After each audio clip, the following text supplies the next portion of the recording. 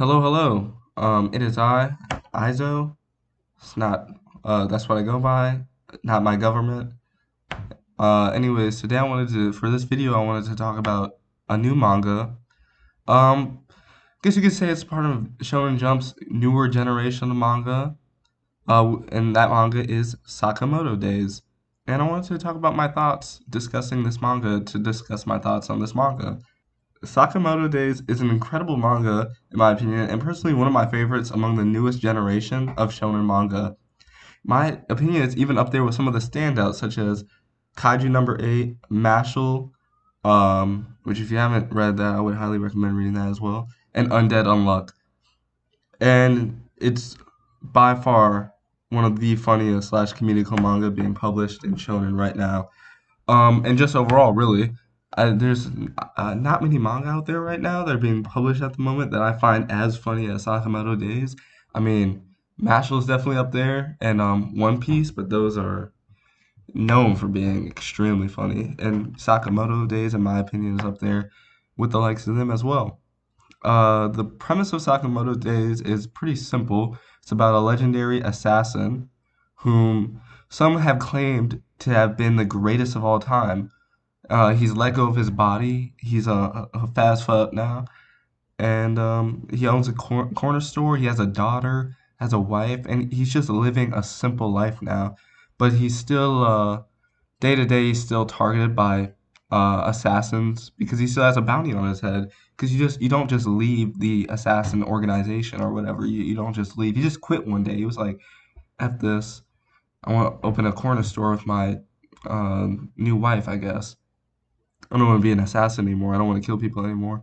And so that's just not a part of the code. And, people want his head still for that. However, Sakamoto Days isn't just an episodic comedy about this fat, legendary.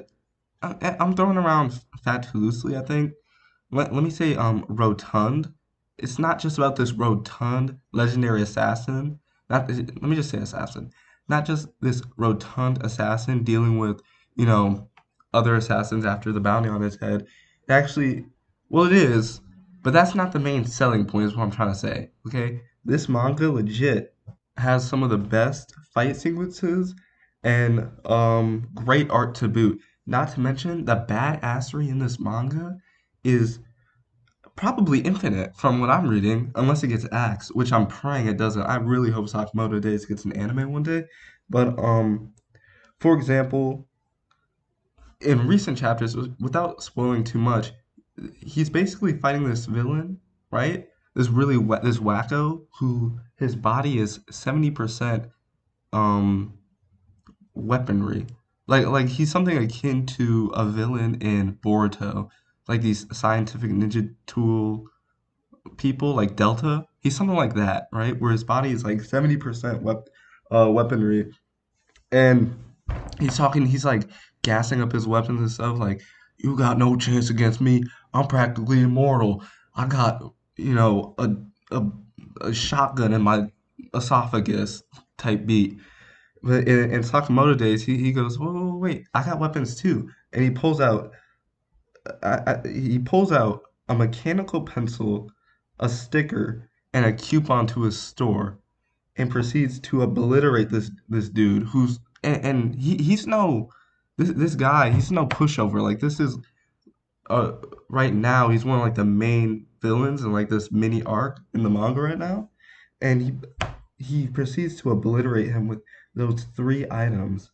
And this is a great segue into the paneling in Sakamoto Days, which goes hand in hand with just how wacky some of the fights can be. Like for example, the fight I just mentioned, where he uses a pencil, a coupon, and a sticker, but each item is used extremely effectively and in out of the box ways. Yet because of how good the paneling is and how great the art is, it becomes super easy to follow. So you end up with really awesome, intricate fights with really wacky gimmicks being used at play from each character, like the antagonist as well as the Sakamoto, the main character, or whoever's fighting. Each side usually has like some wacky gimmick or is using something weird and out of the box. But because of how good those two things are, the paneling and the art, it is always really easy to follow. So you end up with these spectacles that you don't really get in many other manga, at least that I can think of or that I'm reading at the moment. To be honest, I think the only other shonen manga it's losing to from a paneling perspective is Jujutsu Kaisen. But yeah, all in all, Sakamoto Days, it's a spectacular read. It's still fresh. It's still new. So it's I think it's only somewhere around 30 chapters. So catching up isn't really much of a problem. It's comedy gold, it really is. An amazing cast of characters, which I didn't even really get into, but I think that's fine. And some of the best fight scenes in Shonen Jump right now, in my opinion. I think anyone that gives it a try would also agree. I would highly recommend this series, especially to anyone wanting to pick up something that's new, like I said before. And yeah, okay, bye.